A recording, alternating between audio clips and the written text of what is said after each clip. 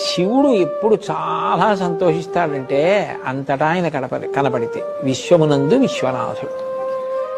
సాధ్యమైనంత వరకు మన వలన వీరొకరు బాధపడవలసిన అవసరం లేకుండా మనం ప్రశాంతంగా ఉంటూ 10 మందిని ప్రశాంతంగా ఉంచడానికి ప్రయత్నించడమే శివుడు సంతోషించడానికి ప్రధాన కారణం. ఎందుకని శివుడి లక్షణం ఏమిటి? శాంతం. ఆయన శాంతమూర్తి. శాంతం పద్మాసనస్థం శశిధరమకుటం పంచవక్త్రం త్రినేత్రం అని కదా. అయినప్పుడు ఆయన ఎంతటి శాంతమూర్తో మనం కూడా అందులో కొంతైనా నేర్చుకుని ప్రశాంతంగా ఉండి 10 మందిని ప్రశాంతంగా ఉంచడం అలవాటు చేసుకున్నాం అనుకోండి, అంతకన్నా శివుడికి పూజ, అంతకన్నా శివుడు సంతోషించడానికి ఏముంటుందమ్మా.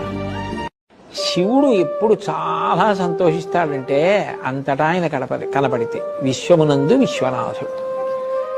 సాధ్యమైనంత వరకు